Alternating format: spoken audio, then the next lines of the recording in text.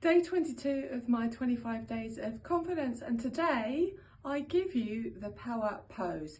Yesterday I talked to you about the power pause, a concept that I've created to give you time to be able to reflect and respond how you want to different situations.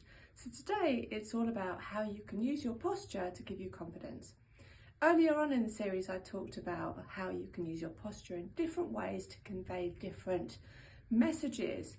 So for now, we're going to focus specifically on the power pose. Now, this was made famous by Amy Cuddy in a TED Talk that she gave quite a few years ago now, and I'll share the link in the comments below. What she did is a study that looked at how different ways in which we hold our body can affect what's going on in our mind. Now, we all know that when we're feeling nervous, or if we're feeling excited, or whatever emotions we're feeling in our brain, that will show up in our body language. And so she wanted to find out whether the reverse was true as well. So if you put your body into a particular posture, if that would positively affect what was going on in your head. So what she did, classic, is she got two groups of students. One group of students, it's always students, isn't it? One group of students, she got them to adopt what she called low power poses. So she got them to fold their arms and cross their legs and put their hands over their mouth. And interestingly, the kind of posture that we often use when we're texting.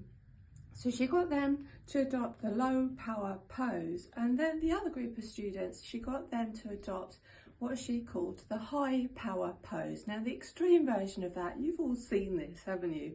Where people stand there like this, occupying their space, really maximising the use of their body. So this was the highest power pose, but she got them to do the opposite of the low power pose, which was to have their hands on their hips, really open up their chest and maximise their space. And she got them to do this for 2 minutes. And after the 2 minutes, she then put both groups of students into these challenging interview situations where the interviewer would be staring out the window, asking really difficult questions. And then they monitored how each of the two groups of students got on. So what they found was that the group of students in the low power pose, they totally failed the interview, whereas the group of students that were in the high power pose, they absolutely nailed the interview. What they also did, which was quite interesting, is they measured their levels of cortisol and testosterone in the blood.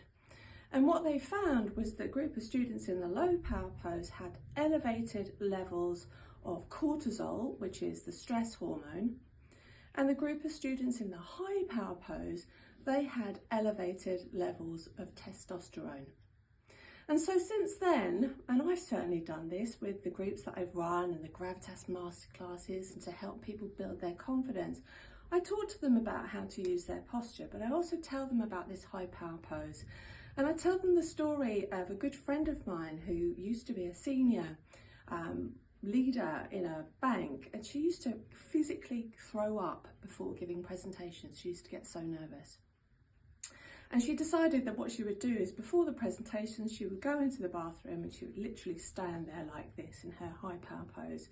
And she found that after doing this for a while, she started to enjoy the presentations.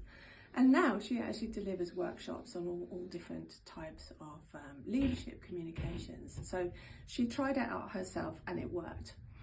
And so there has been some controversy around the data that Amy Cuddy shared, but what I can definitely tell you is that with the people who I have used it with, and when I use it myself, it definitely helps you to stand tall and feel confident.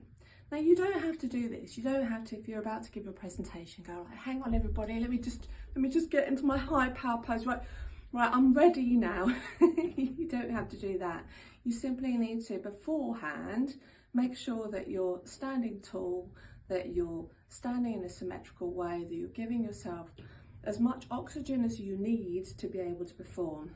And then when you go into the presentation or any kind of situation where you want to be confident, you will absolutely nail it. See you tomorrow for more tips.